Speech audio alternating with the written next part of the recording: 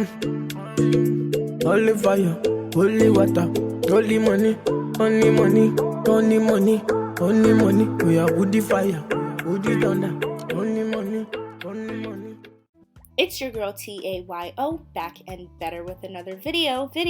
Today we will be making chin chin. Chin chin is a Nigerian snack that's basically flour based.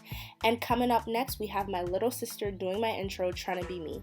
Hey kitties, it's your girl Tolu, back and better with another video. Okay, so today we're gonna be making chin chin in this household. The best one you could never. Period. All right. So here are some ingredients you're gonna need. When I bought these ingredients, it was a struggle, but you're gonna need flour, water, sugar, some salt, cornstarch, baking powder, evaporated milk, nutmeg, butter, and 2 eggs. So before we start, we're just not going to talk about my nails. We're just not going to do it, because the nail salons are open. But you will need 4 cups of flour. What I'm actually doing is I measure the 4 cups out into a separate bowl just because you have to sift the flour to make sure there are no clumps. So just measure it out into a separate bowl before putting it into your actual bowl.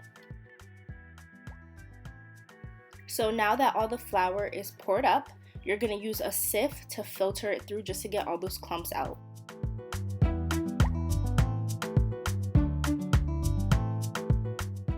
Next we have cornstarch, and you want to add 1 tablespoon of cornstarch to the mix.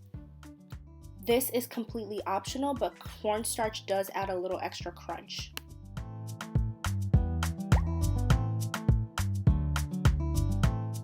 Next, you're going to need sugar, and you're going to need about a 1/2 cup of sugar.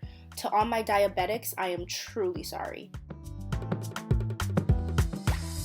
So in the beginning of this video, I showed you guys the silver salt shaker, but for the actual chin chin, I will be using the other salt shaker just because it was easier to pour. You will need 1/2 teaspoon of salt. Next, you will need 1 teaspoon of baking powder. You need 1/2 teaspoon of nutmeg. I don't know if you guys have noticed, but I'm not the best with measuring, but hey, if you're close, that's all that matters, baby. By the time you've added all the dry ingredients, this is what the mix should look like. So you just want to grab a whisk and stir it up, watch it all fall out.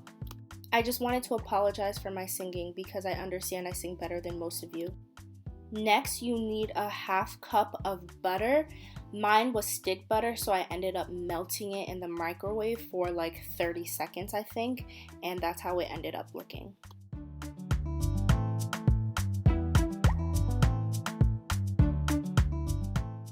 Next thing you want to add are your 2 eggs. Here I was being an idiot and I spilled the eggs trying to show it to the camera. Don't do that. Yeah. Oh my god. Stop the video. Make sure you stir your eggs separately before adding them to the mix.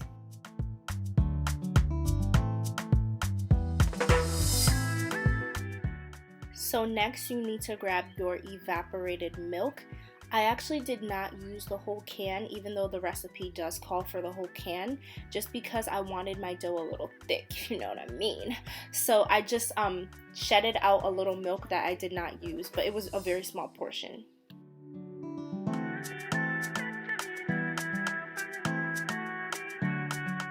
Now brace yourselves because next is when the real work begins.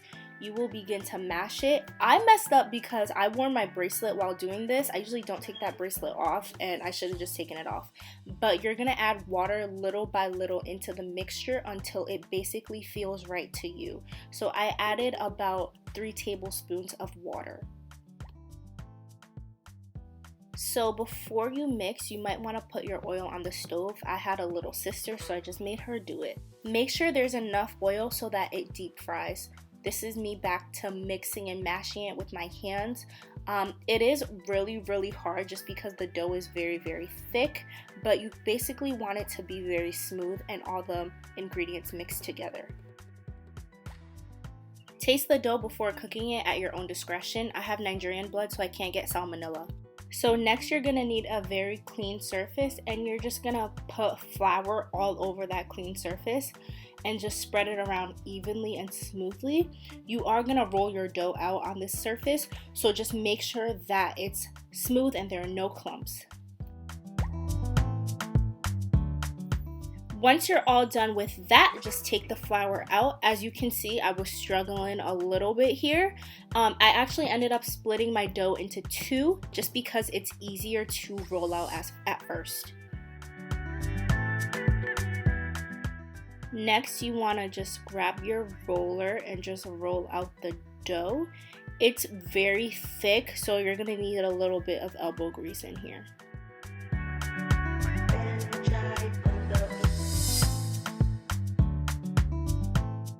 To roll this out to perfection, I needed an OG, so my mom stepped in the kitchen and she helped me, even though she was fooling around a little bit and doing a little too much. She did help me. Next, you want to grab a knife. It does not have to be as long or as dramatic as this one, but you're going to make cuts horizontally and diagonally on the dough.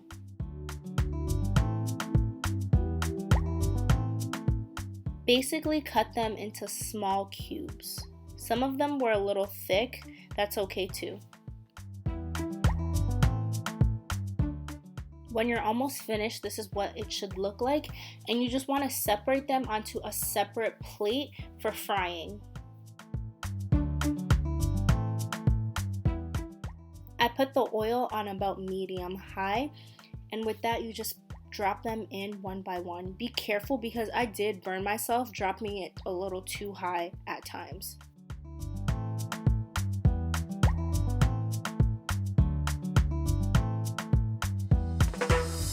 So this is what it looks like when it's frying up. Disclaimer, they do fry quickly. If the oil is too hot, it will burn, but just turn them over side by side until they're golden brown. You want to place a paper towel on a plate just so it can catch some of the extra oil. And here's the finished product. I hope you guys enjoy it. As always, please like, comment, and subscribe, and I'll catch you guys in the next video.